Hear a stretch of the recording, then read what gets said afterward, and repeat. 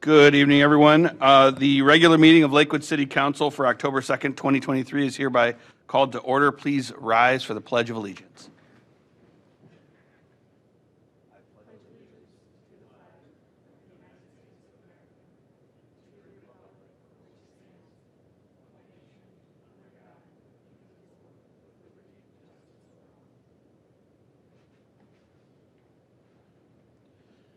As is our custom, we will now pause for a moment of silence.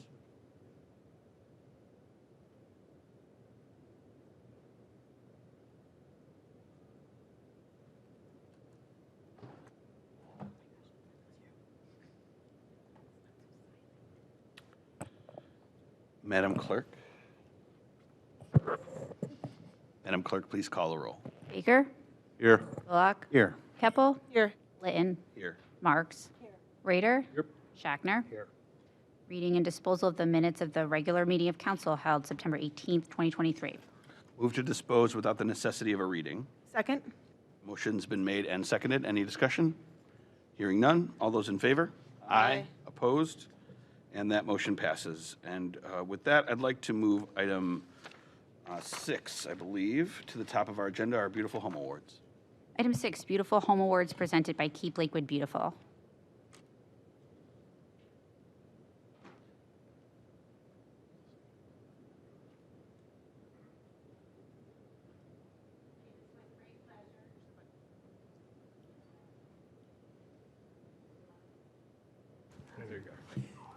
Technology is not my point here, but it's with, my name's Melissa Mee, and I am the chairperson of Keep Lakewood Beautiful.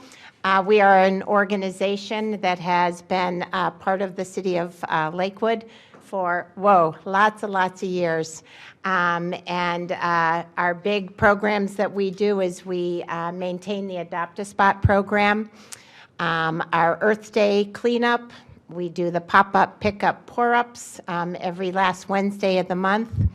But tonight, it is with great pleasure that we get to host and honor our Home Award recipients with our Home Award program. And tonight, before I begin, I'd like to recognize some of our board members that are here with us. So if I could have Melinda McGuffey stand up, Matt Bixenstein, Agnes Stevenson, Joe Stolick, Hannah Gall. Do I have everybody? Tish Marshall. Super. These guys work with us on all of our programs. I could not do it without them, and it's a great group to work with. But at this time, I'd like to have Hannah Gall, who has been with us for 2 short years, and this is her second time of taking over our Home Award program. She does a fabulous job of reaching out to the residents. So with no further delay, Hannah.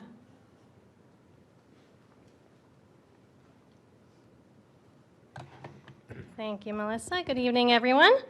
I'm Hannah Gall from Keep Lakewood Beautiful. And the Beautiful Homes is an annual program in which the community is invited to nominate homes that demonstrate pride of place. And this year, 45 properties were nominated. Actually, no, I'm sorry. I'm on the wrong page. We had way more than that. We had 69, almost 70 nominations received. Which recommended 54 unique properties here in Lakewood. 1 home per school district is ultimately selected, so that results in the 7 award winners that we're going to be honoring tonight. And for the past several years, the administration and city council has welcomed Keep Lakewood Beautiful here to a council meeting to present the awards, and we thank you for allowing this time and space again. So I have a short presentation prepared to show off each exceptional home. Mayor George, very graciously, is going to assist in handing out the awards. We have the plaques. I forgot the plaques. We have the plaques. Thank you, Mayor George. And award winners in the audience. So I'll say a few words about each of your homes and yourselves.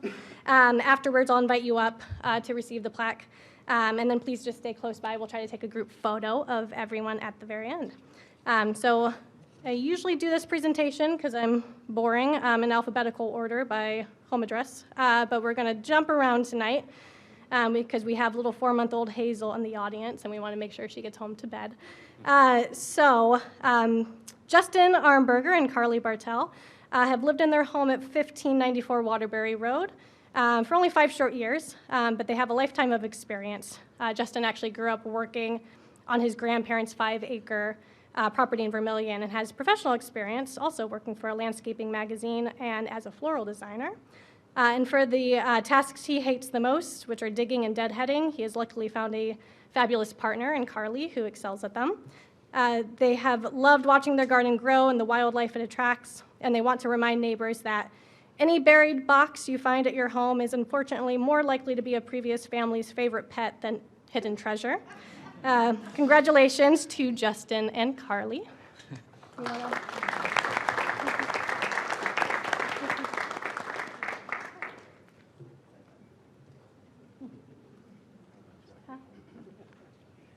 Oh, yeah.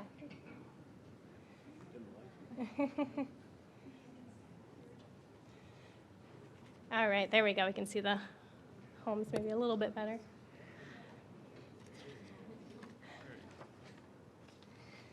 All right. And I'm not sure if Madam Clerk or someone else is doing the presentation advancement for the slides, but we should have maybe 2 photographs only of each home, but so that's, yeah, Justin and Carly's at 1594 Waterbury. And sorry, I'm going to have you go back to the beginning. Like I said, we'll do our boring, alphabetical order by street name. Thank you so much. So now, Robert and Ruth Duell. They are longtime Lakewood residents of nearly 50 years, with 34 of them being spent at 1553 Bell Avenue. Their home is one of the older ones on the stretch of Bell, having been built in 1905. And like any good partnership, Bob and Ruth split the labor of love, with Bob maintaining the lawn and Ruth caring for the beautiful gardens. While once beginners who asked a lot of questions at the garden center and learned through trial and error, they are now proud to teach younger gardeners and homeowners who come to them with questions. Congratulations to Bob and Ruth Duell. You guys want to head up?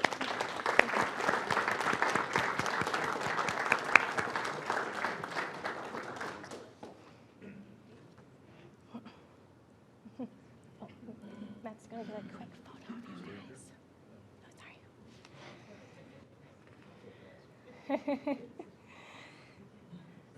All right, and next up, we do have 1494 Clarence Avenue.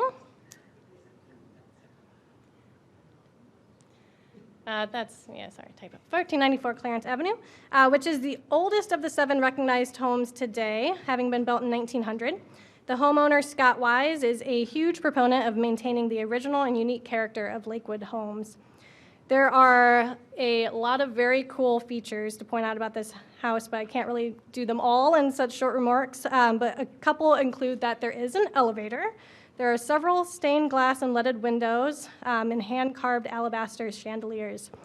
Scott has also reclaimed pavers and sidewalks from Lakewood streets to create walkways in his back patio. The beautiful gardens span both the front and the back, and Scott owes much of his gardening know-how to his mom, who passed down her green thumb. So we want to congratulate Scott.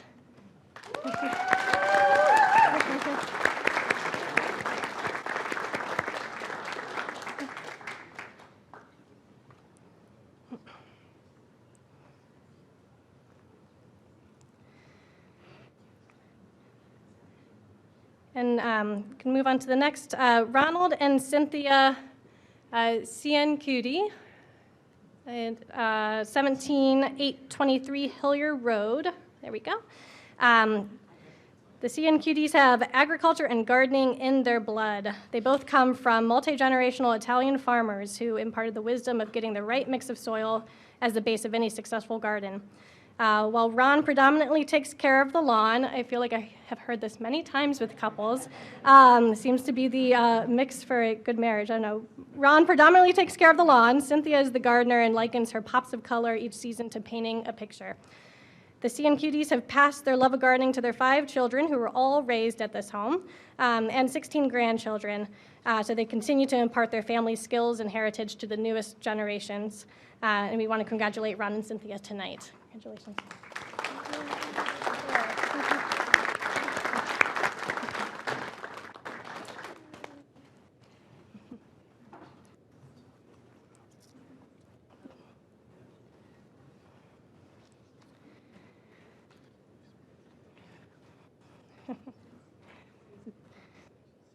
All right, while they finish that up. Unfortunately, the next home is 1106 Maple Cliff Drive. Unfortunately, Jim and Susan Gross could not join us this evening, but their home is a beautifully maintained property just a stone's throw from the lake.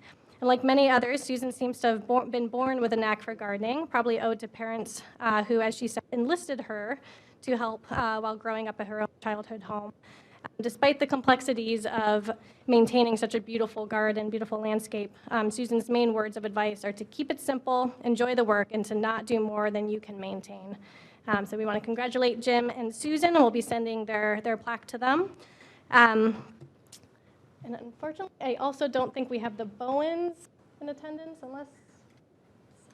Okay, so fortunately, James and Deborah Bowen also could not join us this evening. They have a special milestone to celebrate, though. They have lived at their home at 1307 Nicholson Avenue for 50 years. And while surely many things have changed in that time, their pride in their home and community has not. The Bowens' gardening skills were self-taught through a lot of trial and error, and their advice to new and amateur gardeners is to not be afraid to try new and different ideas. So we want to congratulate James and Deborah as well. And lastly, because we'll skip over Waterbury, please, thank you so much, and move on to, there we go, Winton Avenue.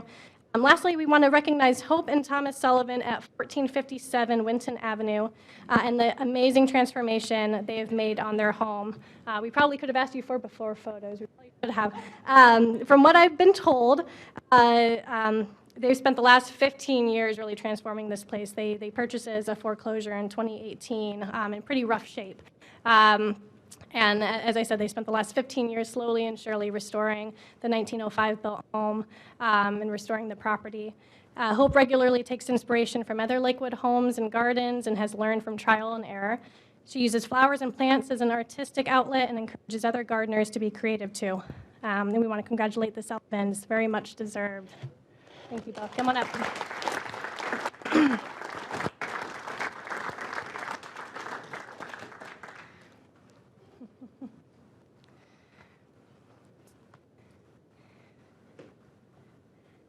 And so this concludes our presentation of this year's Beautiful Home Awards. Thank you, Mayor George and Council, for hosting us again, and congratulations to all of the winners. And we would like to invite them all up actually for one last group photo, I believe, right? So everyone's still here. If you don't mind coming on up. Where should we take it? Should we do a pose in the front? Okay.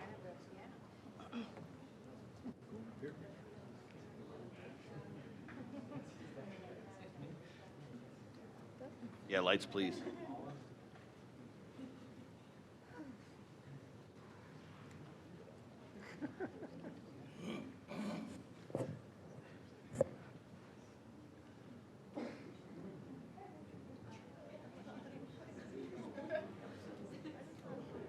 Why don't we stand up behind them?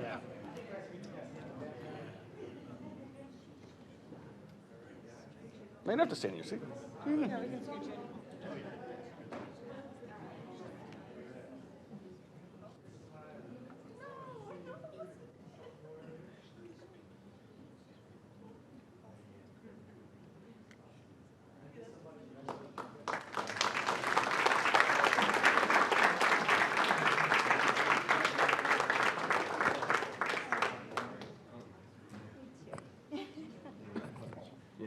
Thank you all. I mention it perhaps every year when we do these awards, but the very first thing in Lakewood I ever got involved with personally was Keep Lakewood Beautiful in about 2009. So we're talking about 14, 15 years ago. Melissa, you were there as well then.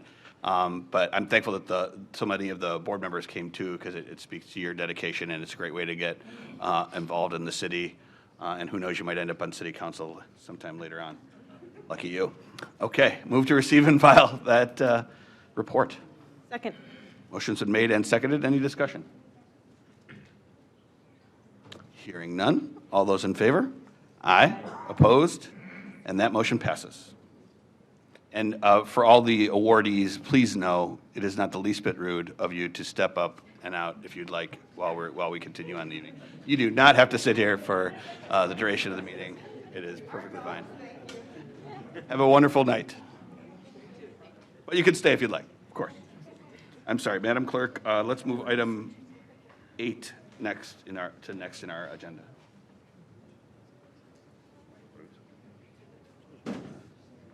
Oh, Item 8, Resolution 2023-45, a resolution to oppose House Bill 245, which intentionally seeks to suppress freedom of expression among the LGBTQIA+ community and performance artists. Vice President Keppel. Thank you. I'd like to thank Councilwoman Marks for co-sponsoring this with me. I'm confident that my colleagues will also support this.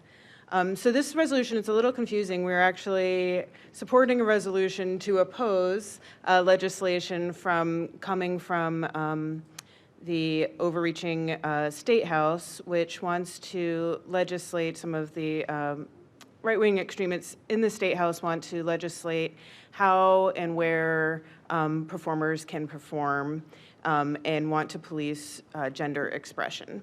So what this bill would do is the language in it says that it would prohibit performers or entertainers who exhibit a gender identity that is different from that assigned at birth, using clothing or makeup from performing other than in designated adult spaces. So it's really a very arbitrary language to determine what someone's gender identity is by an external viewer rather than how they choose to express that gender identity. And in addition, this comes at a time when we find performers, drag performers, performers who express their gender identity in potentially non-traditional ways to be coming under attack.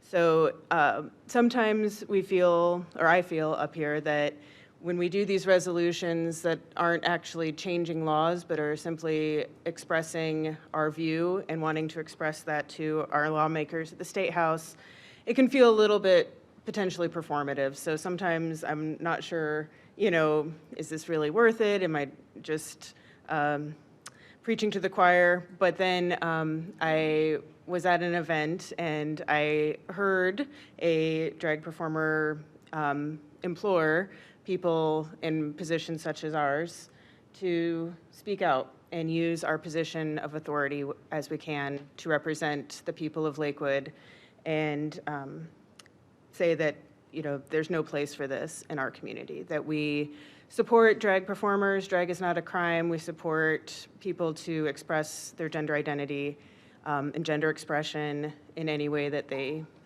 choose.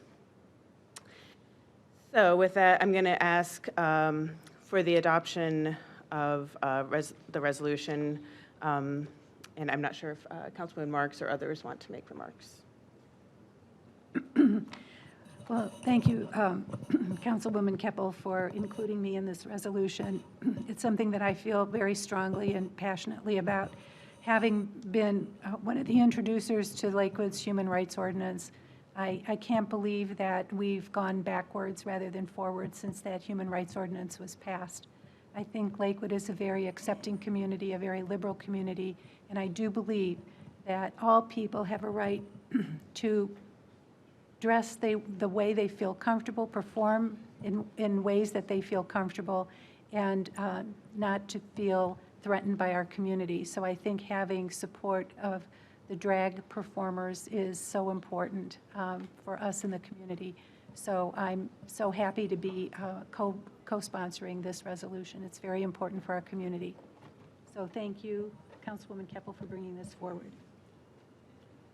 President. Councilman Rader. I'm particularly thankful to the sponsors of this piece of legislation. I went and I read the bill, and I read the coverage of the bill and was pretty upset about it, but I went and actually read the bill today. Thanks for sharing some of the bill language.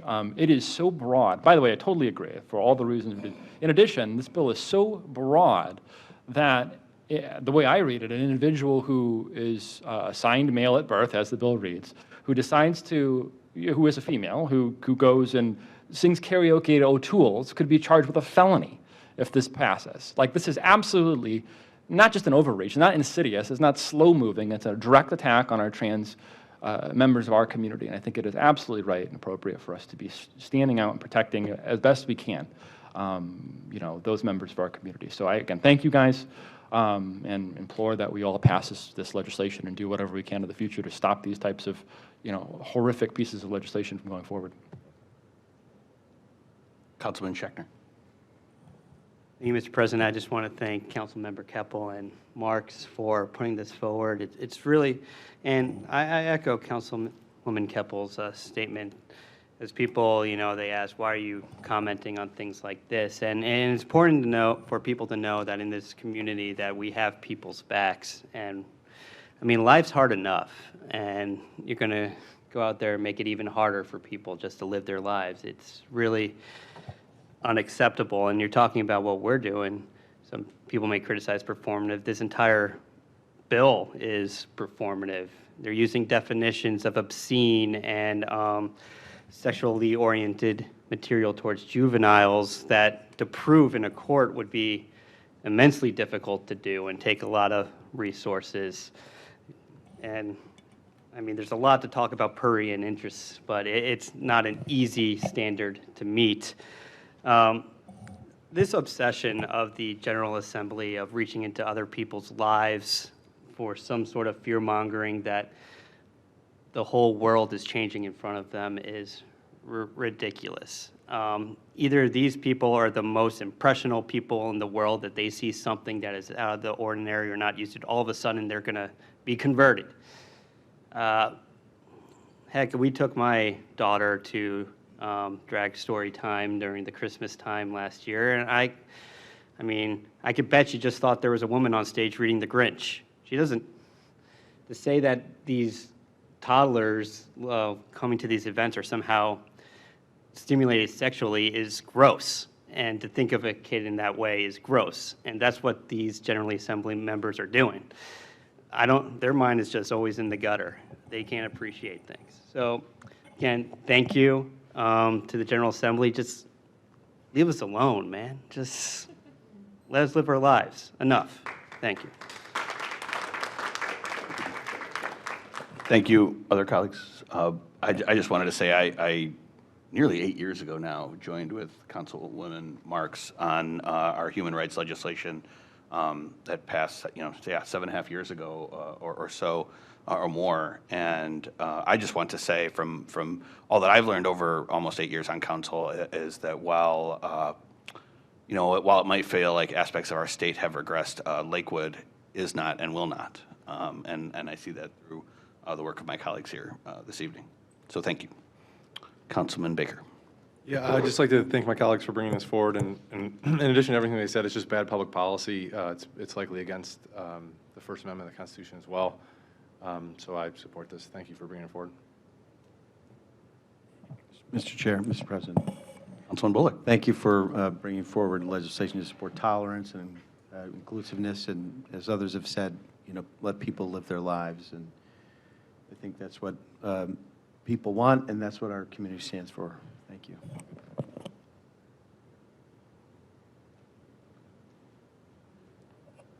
While we're checking on public comment here this evening on this topic, let's check on e-comments as well. We do have one individual who signed in to voice their support of the resolution as well. Are there any on this item, Madam Clerk?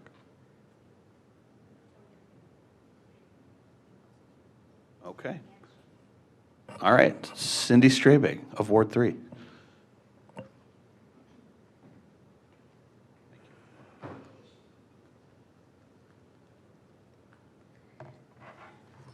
Name and address for the record. Thank you. Cindy Strebig, 2066 Baxterly Avenue. Thank you, Council President Linton, City Council members, Mayor George, and the entire administration for recognizing the queer community and allowing us to speak openly, fully participate in our democracy, and live authentically in our own community. The relentless attacks by Ohio MAGA Republicans on Americans that identify as transgender and or reveal their authentic selves through artistic dance, storytelling, or simply existing must stop. MAGA Republicans manufacture crisis after crisis to hide their inability to effectively listen and lead Ohioans. Instead of focusing on job growth, housing, and assistance for us, they use lies and half-truths to spread fear and build anger with the uninformed. Small, closed minds, incapable of understanding respect for others unlike themselves and intolerance for diversity, must not be allowed to bully and condemn those of us from living in freedom with deep understanding and respect for diversity and art. Your actions today send a clear message to those woefully ignorant in our State House that we are watching and listening, and we will not quietly accept these attacks on our family, neighbors, and friends. Thank you, Council Vice President Keppel and City Council Member Marks, for seeing this for what it is, another sham by snake oil salesmen selling angertainment to dupe Ohioans. I fully support this resolution opposing Ohio House Bill 245 and stand with you to bring attention to this continued and willful ignorance and refuse the bullying of Ohio MAGA Republicans. Thank you very much. Thank you. The next individual signed in to speak on this topic is Seamus Dickinson.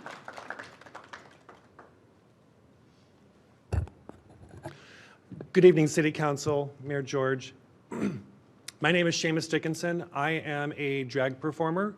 I have worked at the Winchester at Studio West 117. I've been a director at the Beck Center. I have worked within Lakewood's borders and have done drag. I stand up and perform for anyone. It does my heart well hearing all of the council members speak to this resolution. This hopefully will get louder and louder and expand to other parts of Ohio to be able to put this ridiculous House bill to bed and to rest. As a performer, my job is to entertain. Whether you're 2 years old at Story Hour, I was there, I did that Story Hour, or whether I'm performing for adults. We know what to do. We know how to tailor our shows to the masses. I never thought in my wildest dreams or nightmares that I would have to fear for my own personal safety or my husband's. Having to speak with local police departments, FBI, about the Proud Boys and neo-Nazis coming for me. They have my name. They could be doxing me. I'd never wanted to do that. All I want to do is entertain. And my voice, Councilwoman Keppel, was the one you heard expressing, if you have a seat of power, if you have the ability to create change, do so. Otherwise, why are you there? Thank you so much from the bottom of my heart for hopefully passing this resolution against House Bill 245. Thank you. Thank you. And that concludes public comment on this topic. Is there any further discussion from my colleagues or the administration? Or hearing none, I don't think we've motioned to. So then I will move to adopt this resolution. Second? Motion's been made and seconded. Any further discussion? Hearing none. All those in favor? Aye. Opposed? And that motion passes unanimously.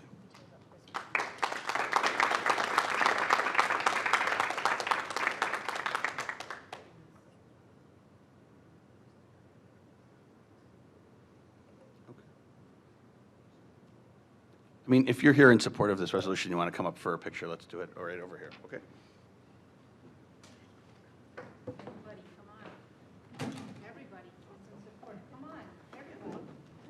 Everybody, come on, everybody, everybody. Come on, everybody.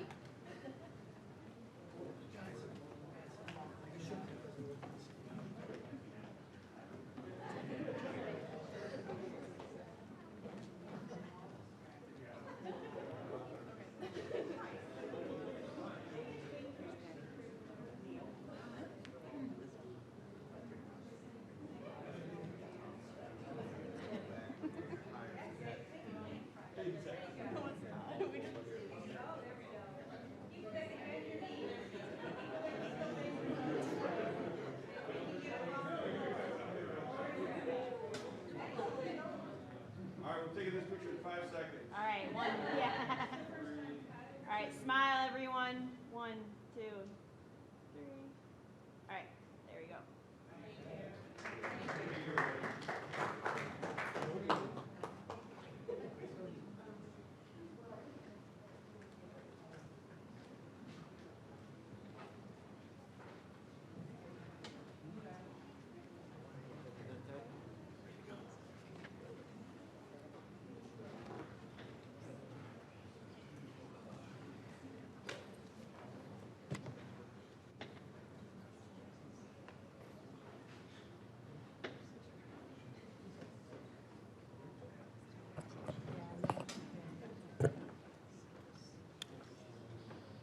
Madam Clerk, item 1, once we're all seated.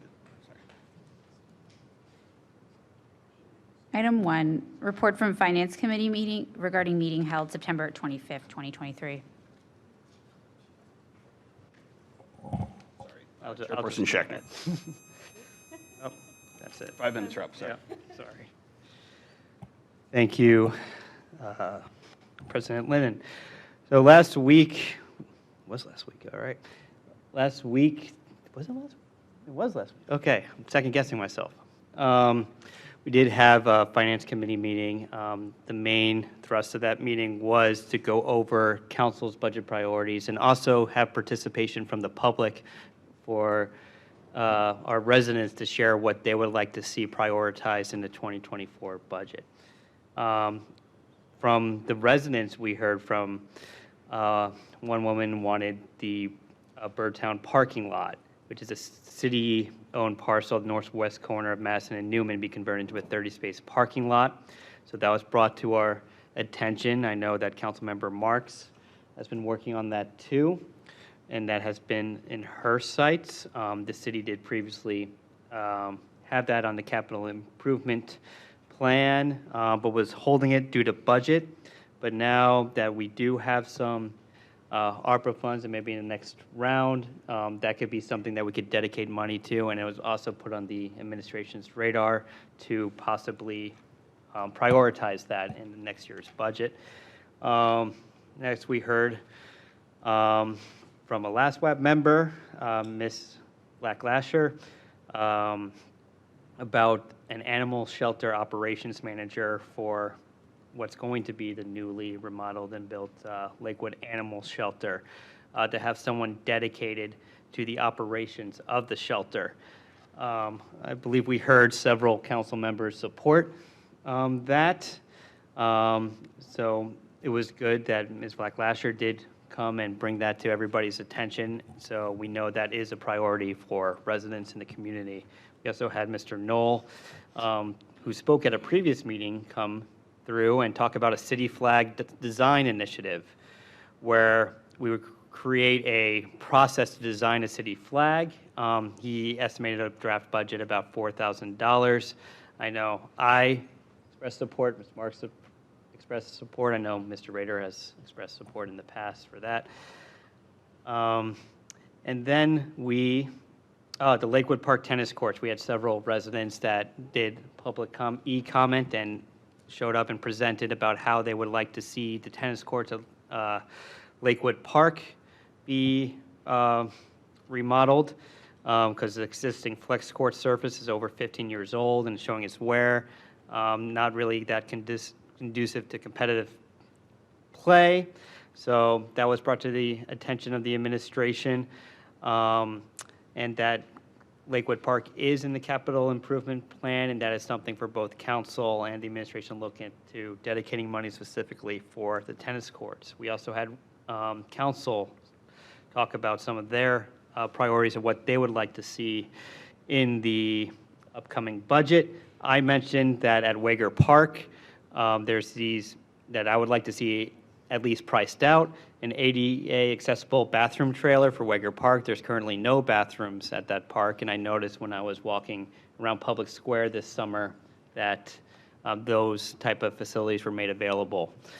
And also playground shade canopies. We are losing some trees in some of our parks that have limited shade besides the shelter that is at these parks.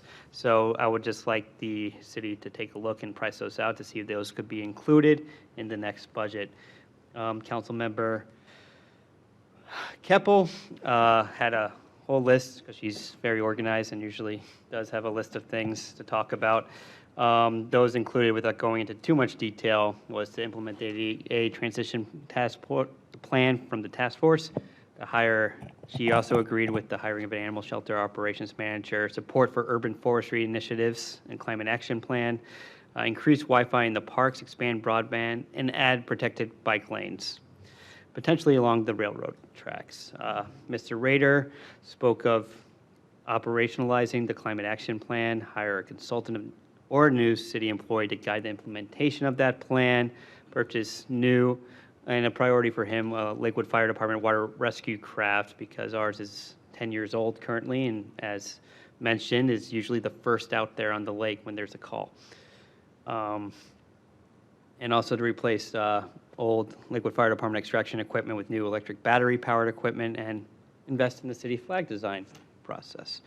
Mr. Bullock spoke of continuing and expanding commercial property inspections to invest in properties to increase their efficiencies, energy efficiency in partnership with NOPEC, to continue with our affordable housing strategy, improve Wi-Fi at the Lakewood Park, analyze parking capacity to optimize space, install battery backup power at Cove Community Center, and invest in communications and survey technology for council, so we could get a better idea of what the public wants.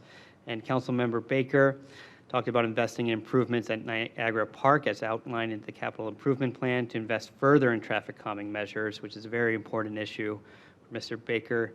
Enhanced network of traffic guards, which we'll hear more about today in his report. Hire an urban forester, and also invest in improvements for lake views at Edgewater and Webb. So as you can see, we try to have a very open process that included residents to try and shape where your money is going to be spent. Because when you look at the budget, you're going to really see the priorities for the city, and that should include your voice. So thank you very much. Move to receive and file. Second. Motion's been made and seconded. Any discussion? Very thorough report. Thank you. Hearing none. All those in favor? Aye. Opposed? And that motion passes. Item 2, report from Public Works and Sustainability Committee regarding meeting held September 25th, 2023. Chairman Rader. Thank you, Mr. President. The Public Works and Sustainability Committee met on September 25th. We had a robust discussion on the communication from both council members Bullock and Mayor George on Foster Pool and the operations of Foster Pool following the renovations. In addition, Mayor George and the city leadership, the committee was joined by some representatives from the school board, as well as Superintendent Nizwicki, Director of Communications Mark Walter, and School Board President Callahan, as well as School Board Member Katzenberger. So the Board of Education and Recreation Department provide part of the committee with data, in-depth review of the successes and challenges that Foster Pool had over the summer. And I'll note that we saw a huge, if you attended Foster Pool at all over the summer, you would have noticed it was very well used. In fact, 40% increase over the last year. So we had over 60,000, something like 62,000 unique visits. So there's only 50,000 people in Lakewood. That's literally more visits than we have residents. However, the pool passes are almost 90, oh, actually more than 90% Lakewood residents. So we had a lot of residents going a lot, which is great, as well as folks from outside of our city. So the whole point of the meeting was to really figure out how we balance this explosion, this growth, and how we use this space to its fullest and address those challenges moving forward. For those in the audience that don't know, the pools are actually run by the Recreation Department, yet they're a city property. They're actually owned and in a way maintained by our Public Works Department, the pool, water, and things, but the staff is run by the school department, the school. So we have to work very closely with the school recreation department to make sure that the pool is operationalized. And we knew that there would be some challenges moving into this year, just being such a popular attraction and really the crown jewel of our Lakewood Park experience right now. Some members mentioned prioritizing, expanding hours, enhanced concessions, prioritizing the experience for residents, also enhancing Beck Pool. I think Member Marks, where Beck's Pool exists, I think it's worth including that in future discussions so we can potentially attract folks out there and maybe balance how we use our pools. So all parties plan to reconvene. This discussion is going to be ongoing. I think we initially said February, but in talks with the administration afterwards, January makes a little bit more sense to kind of get a jump start on the next year and getting the pool rates right, getting the staffing right, and continuing to work through those challenges to make this experience best for everybody and make a great summer next summer for all that are going to use our pool. So with that, I'll go ahead and move to file this report. Thank you, Mr. President. Second. Motion's been made and seconded. Any discussion? Councilman Schechner. Thank you, Mr. President. Great report, Mr. Rader. I just want to clarify some comments that I made, just so everybody's clear about my position here. I'm not advocating to get rid of Adult Swim, all right? If that's what you got on my comments, that's not what I was saying. What I was saying was that Lakewood Park Pool, you got two sections there. You got the rec pool and you got the adult pool. You try telling your 2 or 3-year-old when looking at those slides and the shallow water area just completely empty, and tell them like, no, you have to wait 4 hours because the kid's up at 7 o'clock and wants to go to the park, that you can't go in there because it's adults only for the entire pool. I believe that having those both together would allow us to kind of, in terms of how busy the pool gets, some people will be able to go earlier with their young children and not have to go in the afternoons when it's really busy with teenagers and the such, when you have toddlers running around. So that's what I was saying. Yes, it's going to be noisier, but it's a public pool in a park with children, and that's just the reality of living in a city where there's a lot of young families. I mean, our median age is 37 years old.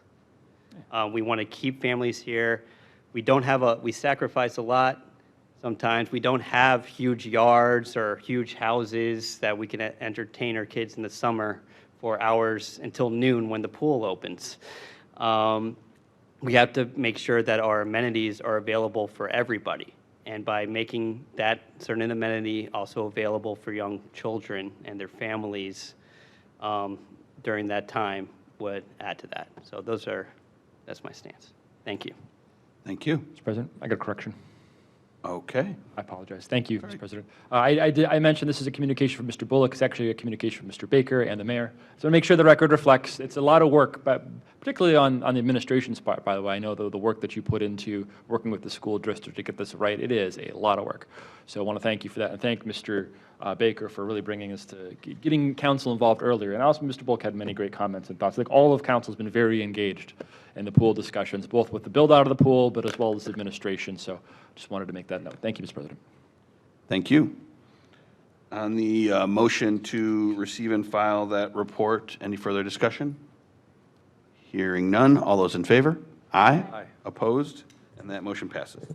Item 3, report from Public Safety Committee regarding meeting held tonight, October 2nd, 2023. Chairman Baker.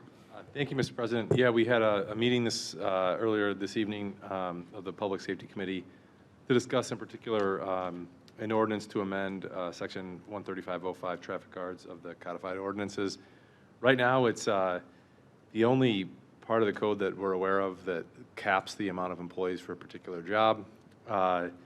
So ultimately, the committee decided after discussion from the public and also some feedback to recommend passage tonight of an amended ordinance that removes the cap and gives the Director of Public Safety, which is the mayor, the ability to hire based on need, not on some number in the code. But then we also went into a lot of great work on behalf of the police department, particularly Chief Fisher and Lieutenant Duiker, who went through and kind of categorized where our existing network of traffic guards are. There are 29 staffed locations. Lieutenant Duiker has, it's been a lot of work for him to put together kind of the existing network so we could evaluate it, and then the planning department kind of took it from there and went out to Tool Design, who was our consultant that we worked with on the active transportation plan and the safe routes, Safe Streets and Roads for All grant program, to identify if we could have a robust network of traffic guards, where would they be and how many would there be? And so they came up with this existing map, which is based on, safety data. It's called the high-risk network, where there's most risks of accidents.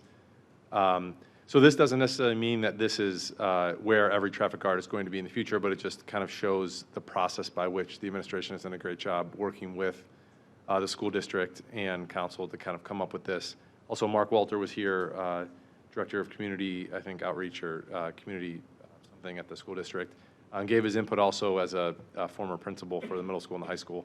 And talked about potential partnership with the school district to hire additional guards, in the sense that there are paraprofessionals at the school district that may be looking for additional hours, so may be able to help us kind of reach this expanded goal of coverage for kids walking to school in Lakewood, because Lakewood's unique and doesn't have any busing system, so every kid has to either get there from their parents, a friend, or ride or walk. So exciting work. This is stuff that, I hear a lot about at home, so I'm excited we can make some progress on it here at council. So that is the report of the Public Safety Committee. Move to receive and file that communication. Second? Motion's been made and seconded. Any discussion?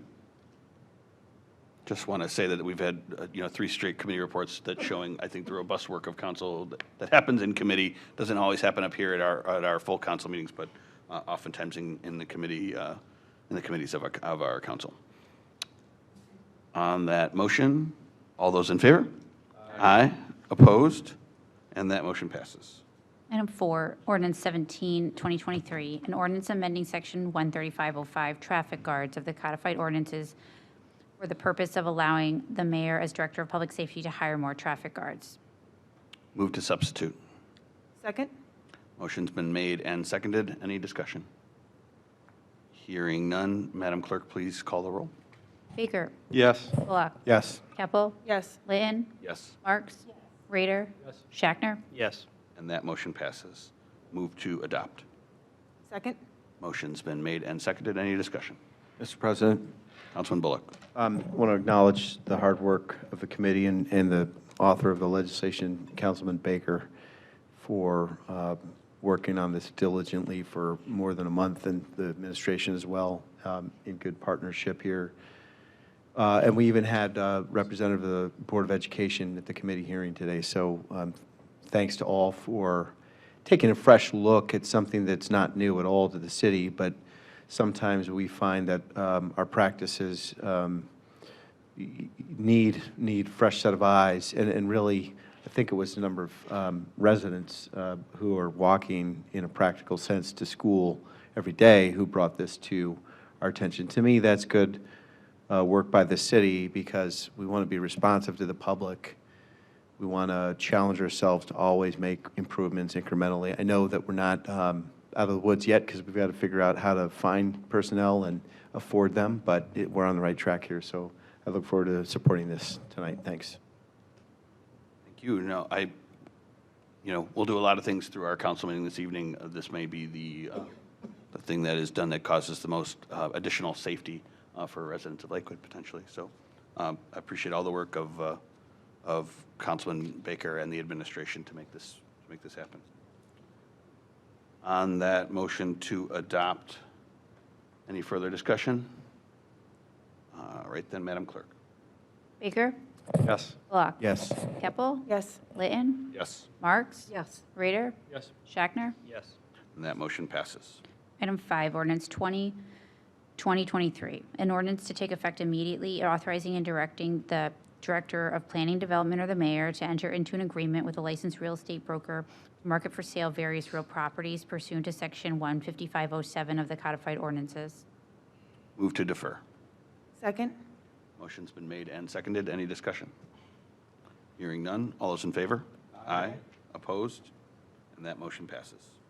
Item 7, communication from Councilmember Marks regarding Animal Safety and Welfare Advisory Board recommendation. Councilwoman Marks. Thank you.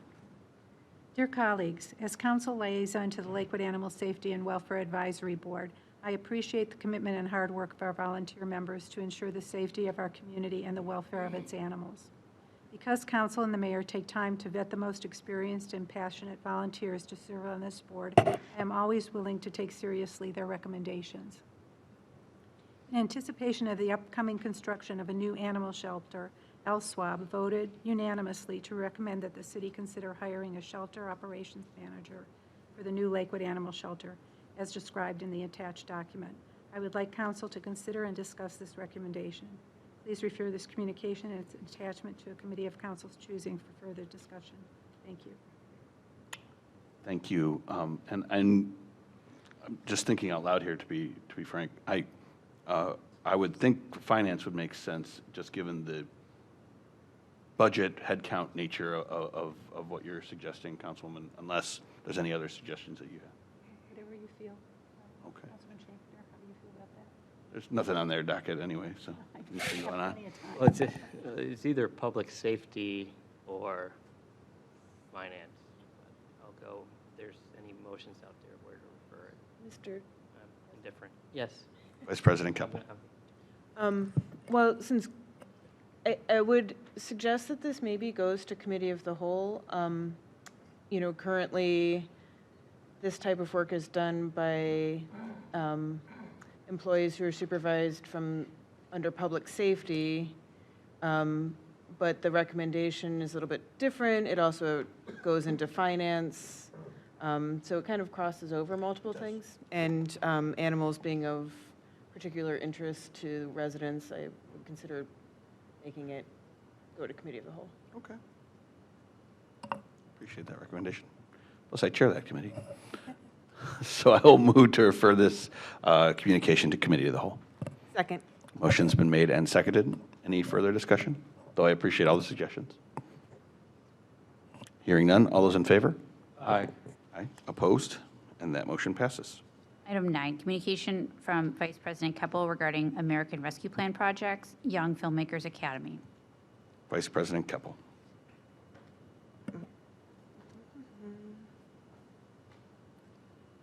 Sorry, we're a little out of order here, so I got to get pulled up on my screen.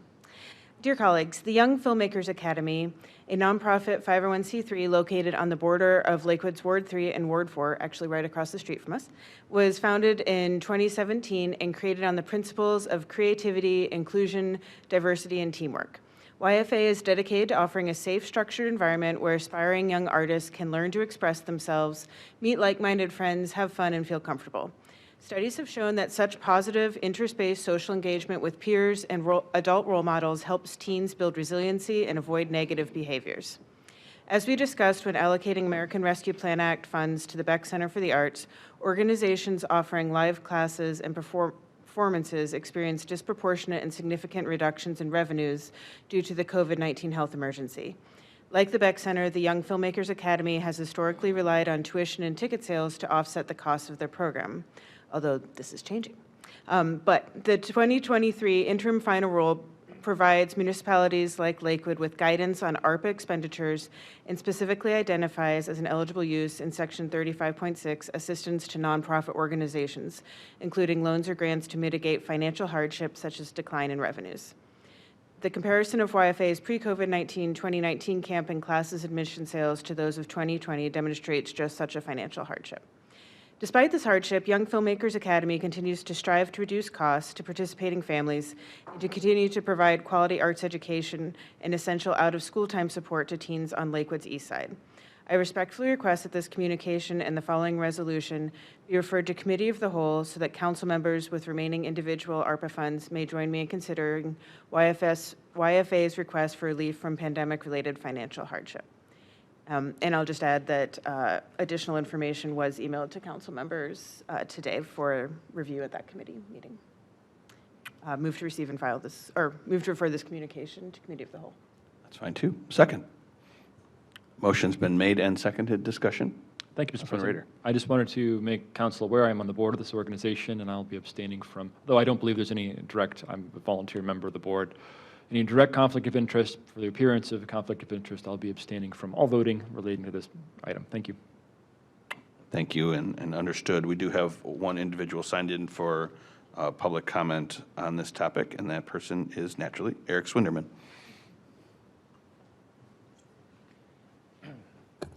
Thank you, Council, for having me, and Councilwoman Keppel for inviting me out to speak today. For those of you who don't know who I am, who we are, my name is Eric Swinderman. I'm a filmmaker, screenwriter, television producer, and in 2017, we formed the Lakewood Young Filmmakers Academy, and we rented out a storefront over on Madison, right over there by Mally's, and we were there for 6 years, offering classes and summer camps and after-school programming for kids and teens who wanted to learn about filmmaking. But what is amazing about our organization is that they're not just learning from academics. Their mentors are Academy Award-nominated filmmakers. They are Emmy-winning television and film producers. They are mentors that are helping guide them through this process. What is super exciting about our program is that we are more than 50% female, which is unheard of in this industry, which has been notoriously male-dominated. We have autistic students. We have many students who are in the LGBTQ community. We're a very safe space that values diversity and inclusion. The films that we make deal with issues like poverty, hunger, racism. So the kids are learning about civil awareness as well as learning an actual skill.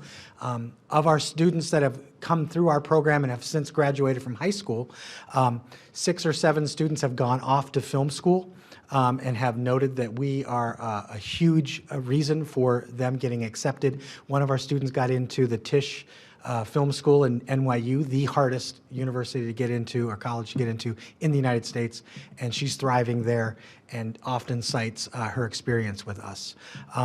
We are, as Councilwoman Keppel mentioned, we for the past 6 years, 7 years, we have relied heavily on tuition, but over the course of the last 2 years, 3 years, we've been offering what we were calling diversity scholarships that were sponsored by Sherwin-Williams, where we were able to bring in several students of color to come into our program who maybe couldn't afford to do it.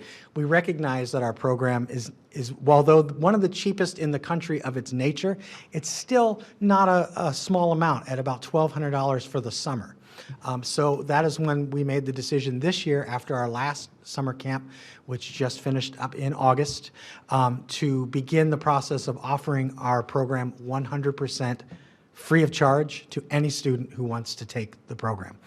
So we have diverted all of our fundraising efforts, all of our grant efforts to providing free tuition for any student who wants it, so there's no longer that socioeconomic barrier that will prevent a student. We don't want, see, art shouldn't cost something to appreciate it. You shouldn't have to have disposable income to enjoy a program or to learn a skill about filmmaking and art. And that's kind of where we felt our program was, even at our price point. And so this is the decision that we've made to offer this program as a merit-based program. You apply for it. If you want it, it's yours. And so we'll be asking corporations, businesses to sponsor students to take our program. And we've applied for the ACE program, the Ohio ACE program, to make our after-school programs completely 100% reimbursable to our students so that no student can say, I can't go to Young Filmmakers Academy because I can't afford it. We're looking into offering transportation services because we know that that's an issue for, say, students on the east side who can't come. We're about 80% Lakewood in our enrollment, but we do have, east side, west side. We have kids coming as far as Mansfield and Twinsburg to take our classes. But we want to do more, and we want to make sure that we are never exclusive. We want any student who says, I think I have a voice, I want to tell my story, whether it's an LGBTQ voice, whether it's a person of color who has a voice that they feel is not being heard in the film world. Our organization, that's what we do, and we create a safe space where everybody is welcome. And we have several of our members here tonight, several of our board members. One of our longtime students, Henry Wyman, is here, who's been with us, I think, 6 years now. We're an organization that the kids, we've just heard constantly that not only are they learning a skill or they're learning the craft of filmmaking, but they're also just growing as people because they're learning about other people's stories, because we're putting everybody in one pot and saying, let's do this together. So I just want to thank you for having us. I wanted to let you know where we are and invite you to come out to our studio, which is at 13535 Detroit, state-of-the-art movie studio that anybody in the city of Lakewood can have access to. Thank you. Thank you.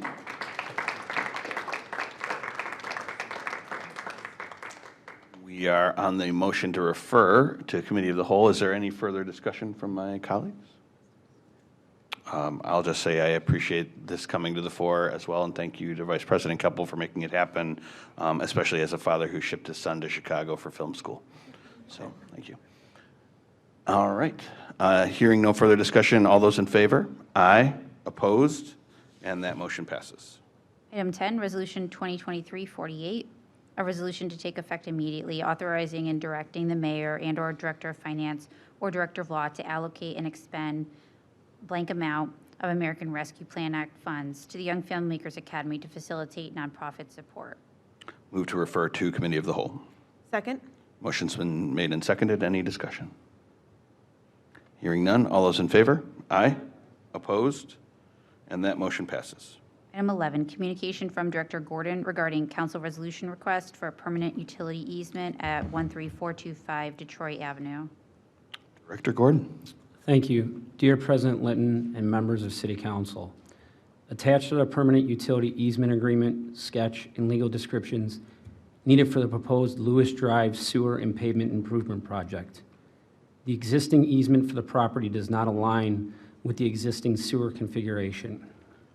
The permanent easement provides the city future access to the property for purposes of ingress and egress, installing, constructing, operating, repairing, maintaining, replacing, extending, and reconstructing any and all utility lines and appurtenances in the future when needed. No compensation to the owner is required, as this is a correction to the existing easement.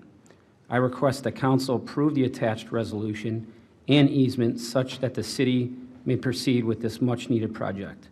Please let me know if you have any further questions. Thank you. Move to receive and file that communication. Second? Motion's been made and seconded. Any discussion? Councilman Bullock. Thanks, Mr. President. Just to the director, thanks for this and the following several items on the agenda, which seems as if they may go together. So that's my question is, could you just walk us through in plain English the two easements appear to be adjacent or close to it, and which utilities are they affecting? Is this overhead wires or underwater sewer or a mix of several things? Thanks. And why this coming up now and why it needs to happen? So as part of our Lewis Sewer project, the current easement that is in place doesn't line up with where the sewer is located. So what we're trying to do is just basically make the correction so that the easement that I'm proposing lines up with where the sewer is located now. Follow up, Mr. President. So in other words, there's not new work being done as much as work on the existing sewer, and we're trying to get the legal documentation aligned with what's there in reality. And are the property owners in agreement? Yes, we've met with both of the letters that I've sent to council. We've met with both property owners, and they're good with everything. Okay, and this is underground sewer, Correct. not overhead or some other arrangement? Correct. Okay. We spoke with both owners of the properties, let them know that unfortunately the easement that's in place right now does not match up with where the sewers currently are located, and our proposal is to extend an easement to where the sewers are located now is the best way I can Okay, put it. very So, good. Thanks for the yeah. explanation. And Director Gordon, this would seem to perhaps underscore Lakewood's at times aging and archaic sewer system? I would and say that inaccuracies of where things are as a result of that? that's correct. It's a pretzel. Yeah. So yes. All right. I like Dr. Seuss better, but okay. Sorry. That's quite all right. My daughter will appreciate that. All right. On the motion to receive and file, any further discussion, colleagues? Hearing none. All those in, oh, I'm sorry, Councilman Baker. Yeah, and I just, I read through these. I think they look good as we go through the next kind of series of ordinances or resolutions. But I would say that to Director Gordon, in your role, it makes you, there was a public works director maybe 40 years ago that didn't do the as-built after it was built. So he did it based on the plan. So I'd say you have a heavy burden now to make sure that your predecessor in 40 years, you do it right. So that's my only comment. Thanks. I appreciate that. I'll keep that in mind. All right, thank you. On that motion to receive and file, any further discussion? Hearing none. All those in favor? Aye. Opposed? And that motion passes.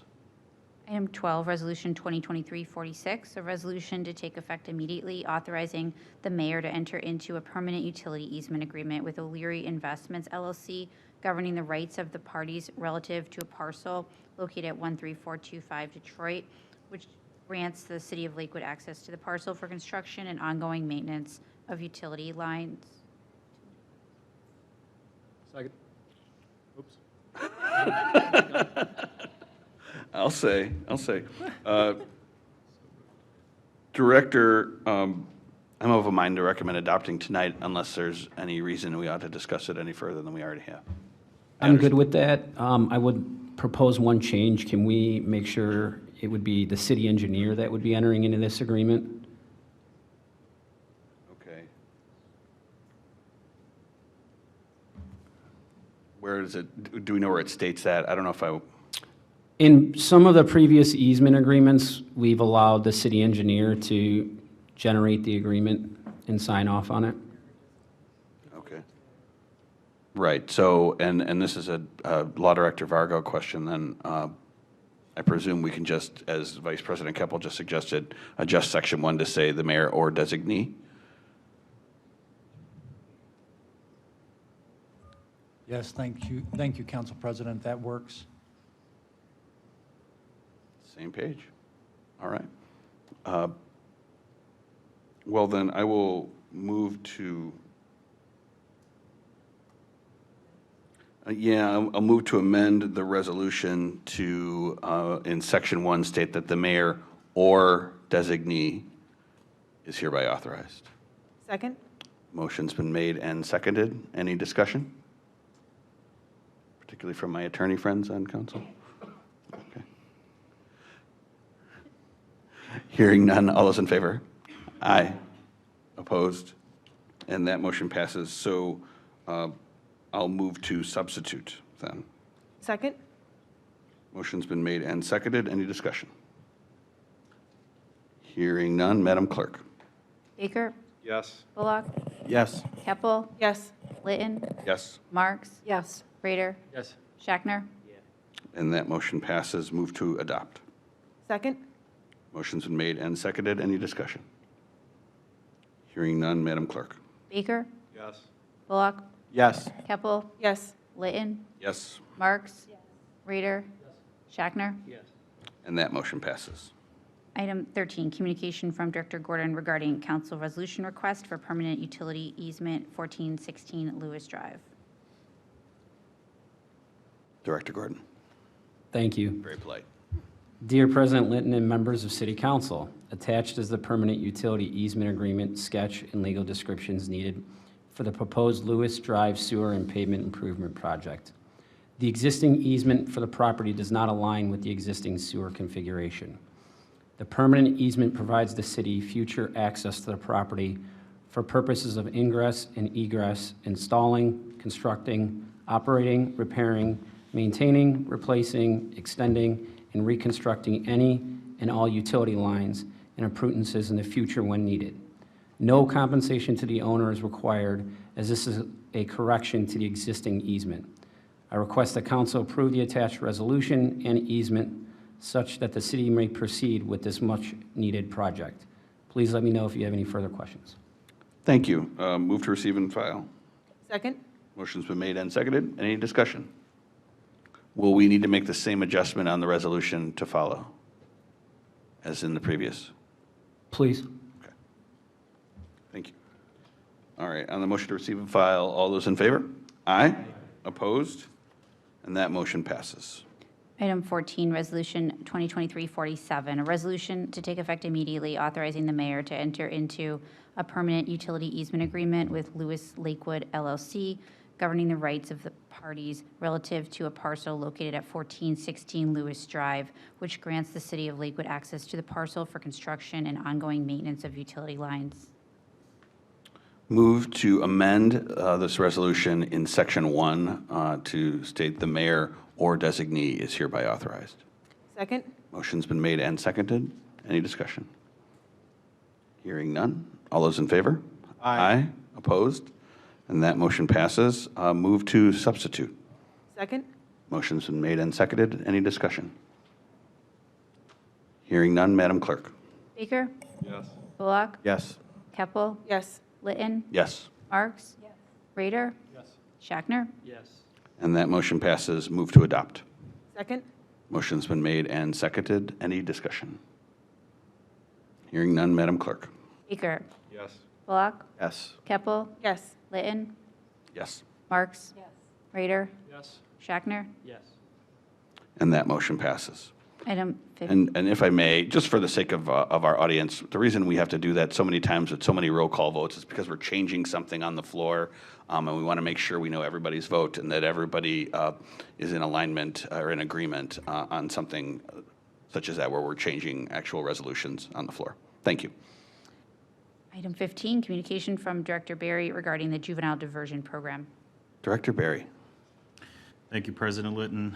Dear members of council, pursuant to Lakewood Codified Ordinance 111.14, authority to accept income or other things of value, this communication serves to notify you that the city intends to accept an amount estimated to be $16,800 from Cuyahoga County Court of Common Pleas, Juvenile Court Division. The funds will be deposited in account 2794070 and support the juvenile diversion program. No matching funds are required. The Juvenile Diversion Program, a collaborative effort of the Division of Youth, Police, and the Law Department, seeks to decrease the likelihood that young people will fall through the cracks of the juvenile justice system. This program aids young people in taking responsibility for their behaviors and enables them to give back to their community while encouraging continued community involvement. Sounds great. Sounds like a great program and sounds like a great use of those funds. Move to receive and file that communication. Second? Motion's been made and seconded. Any discussion? Hearing none. All those in favor? Aye. Opposed? And that motion passes. Item 16, communication from Director Barry regarding the Cuyahoga County Division of Senior and Adult Services Community Social Services Program. Director Barry, bring us home. Thank you, President Litton. Dear members of council, pursuant to Lakewood Codified Ordinance 111.14, authority to accept income or other things of value, this communication serves to notify City Council that the city intends to enter into a contract with Cuyahoga County to support adults in Lakewood with funding of an estimated $84,328 over a 2-year period for a contract period of January 1st, 2024 to December 31st, 2024, with obviously an amendment. These funds are provided on a reimbursement basis. The Community Social Services Program continues to provide the opportunity for the city and the county to work together as partners, providing adult development opportunities and transportation to adults over 60 and those aged 18 to 59 with disability. Thank you. Move to receive and file that communication. Second? Motion's been made and seconded, and Clerk Bach enlightened me that there's sort of a cadence for the order of administration items on our docket, and it always seems like Human Services is at the bottom, and that's just kind of the way it's always shaken out traditionally. That is not to speak to the importance or lack thereof or anything like that of what comes from our Human Services Department in any way. And maybe we could throw them at the top of the new business once in a while, just for fun. Shake it up a bit. Yeah, why not? Why not? If I didn't already, move to receive and file. Second? Motion's been made and seconded. Any discussion? Yeah, I think I already did. That's okay. Hearing none, all those in favor? Aye. Opposed? And that motion passes. And that brings us to the end of our agenda for this evening. We do have at least a couple individuals signed in for public comment this evening, the first of which is Dennis Pihatsky.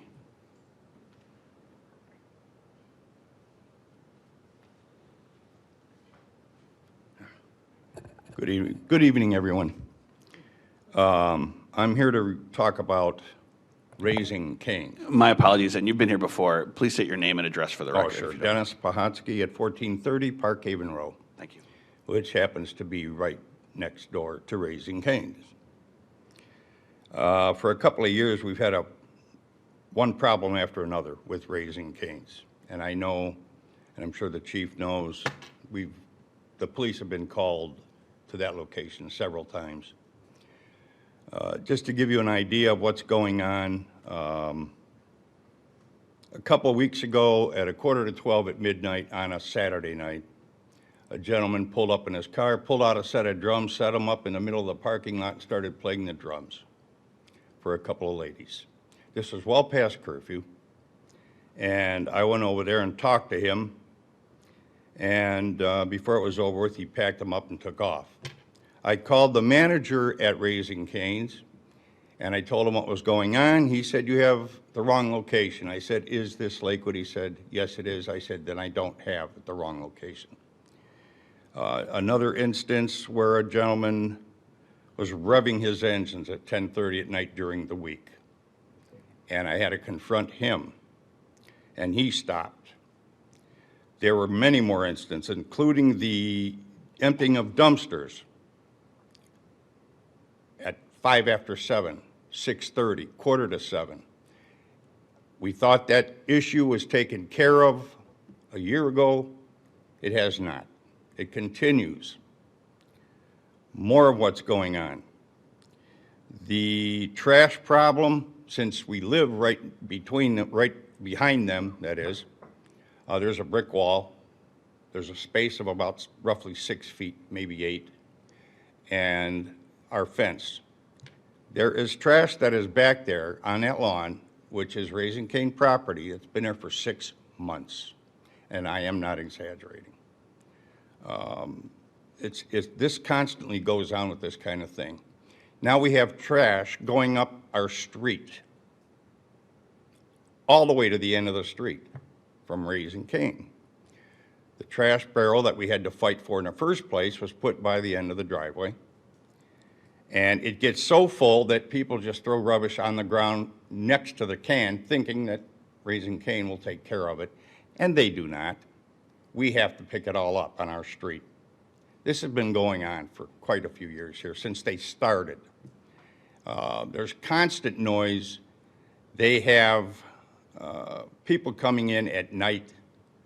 1:30 in the morning, there was a sandblaster out there with a blower that you could hear 3 city blocks away.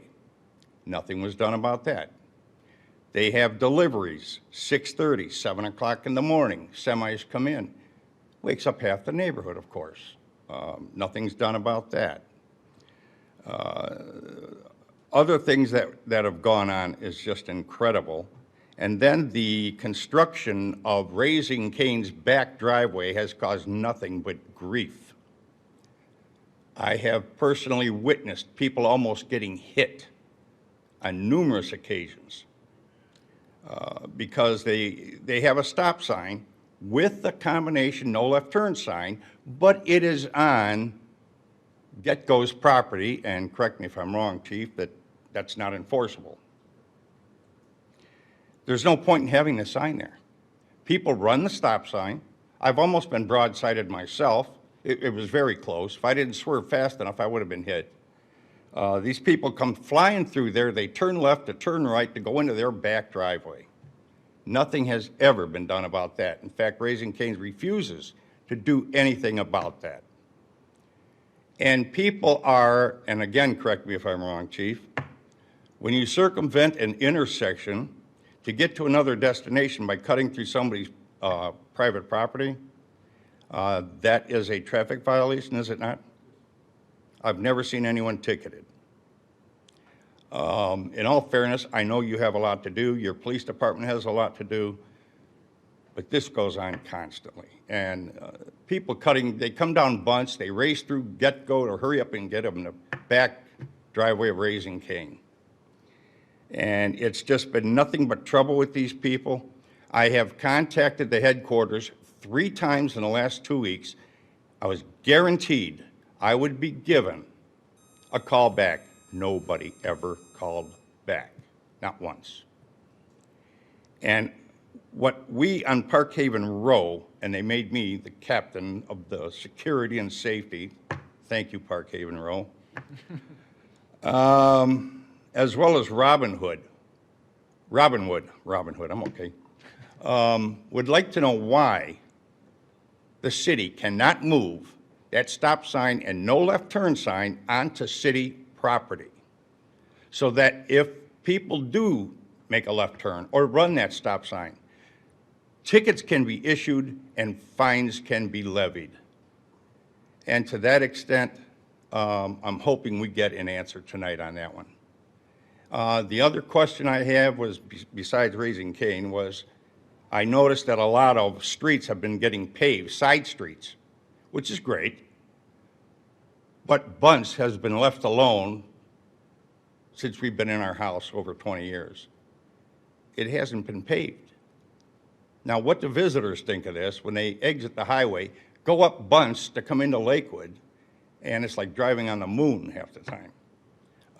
So that's another question that we have. Why isn't Bunce paved? And to that extent, I thank you all. Thank you, sir, and I know you've come to our meetings in the past as well. Rather than try to answer every single question from the dais this evening, I think between myself as your ward council person and perhaps our Ward 3 police officer, the Public Works Department, and the police department, we can work towards some answers for you from here. Mr. President? Councilman Rader? Just want to add one thing. I was talking to, and apologize, I forgot your last name, but Dennis, you talked to me before the council meeting. I want to add one thing to the mayor's list. I see her taking notes into your list, Councilman, but he mentioned light pollution also, and I know we have a good ordinance on the books about light pollution, so if there's, just want to make sure that was noted. Potential light shining from Raising Cane's into Dennis and his wife's home, so just add that to the list. I think you just ran out of time. Thank you. Thank you. Our next public commenter, and I apologize because the nature of our sheets moving around a little bit today may have confused things, but the subject is beautiful homes, so this person may have left, I'm not sure, but Harry Lader. Oh, great. You're here. And you could have spoken so much sooner. My apologies. I could have. Harry Lader, 2379 Woodward Avenue. Thank you for having me, City Council, Mayor George, and everyone else. So if there's anybody left here to accept my congratulations to the winners of the Beautiful Homes Awards in Lakewood. I'm a big advocate of living sustainably. And one way to do that is to compost food waste, which turns into nutrient-rich soil. This soil can be used to fertilize plants, gardens, helping to reduce the need for chemical fertilizers. Unfortunately, commercial composting can be expensive for many Lakewood residents, which is why I'm advocating that the City of Lakewood expand its composting program. This would make it easier for residents to compost their food waste and would also help reduce the amount of garbage that goes into landfills that produce harmful methane, a potent greenhouse gas. Composting is also mentioned several times in Lakewood's Climate Action Plan. I hope to be on the agenda for the October 16th meeting to talk about expanding Lakewood's composting program. I would encourage the winners, if anybody's still here, I would encourage the winners of the Beautiful Homes Awards to support me on my efforts on October 16th. Together, we can make Lakewood a more sustainable, beautiful community for everyone. Thank you. Thank you. And to you and Mr. Piatsky, thank you for your patience this evening and waiting all the way till the end. Okay, with that, any announcements from my colleagues? We have a public comment on, and it appears to be related to noise pollution from the airport. Yeah, Mr. President? Councilman Baker. I've also gotten a couple emails from, and I don't know if this is more of a west end of town thing than the rest of the city, but I have noticed a lot more air traffic and it coming lower. So I don't know who at the city if that's a police or public works thing, but it is interesting that there are whole reports on the airport's website about traffic and noise complaints, and it indicates that you actually need to make noise complaints for them to take it. So there's a way to do it, but I'm curious if the administration has had any indication about differences in takeoff and arrival routes from the Cleveland airport. All those flights to Dublin or something. Over West Park. So I do have a comment here, because my wife brought this up, and I started making some calls, and I called some people that are in air traffic control out in Oberlin, and they told me because they were doing some, military training at the Lorain County facility, some helicopter training. So all the cities on the east side got this notice, but we didn't on the west side, that they're doing this military training. If you go online and Google military training for the west side, it meant that all the traffic from Hopkins had to be directed right over Lakewood and around the county airport instead of straight across like they normally go. But that was satisfactory to me. I mean, I've been telling people that's what was going on. And that was going all the way through Sunday, which was yesterday. So hopefully tomorrow it should clear up. If it doesn't, maybe we should make some calls. So we might suggest. Make some calls and perhaps determine the best way for people to voice their concerns so that they get heard by the people who can actually affect change or at least inform us on what's going on with that. Any further updates, colleagues? Any updates from the administration? I don't want to get too ahead of ourselves, but I have to at least just briefly recognize our AIA award, APA, excuse me, should know that. APA award awarding Lakewood Park as one of the greatest places in Ohio, which we already knew, but it's nice that other people know it too and recognize it for us. And perhaps at a future council meeting we'll recognize that further, as well as our finance department and our administration, our city being recognized for its financial upkeep as well recently, and hopefully we'll recognize that more formally at a council meeting as well. Congratulations, directors. All right. There being no further comments, I will move to adjourn. Second? Motion's been made and seconded. Sorry that I always seem so surprised when there's no one else that wants to speak. Motion was made and seconded. All those in favor? Aye. Opposed? And that motion passes. We are adjourned. Thank you.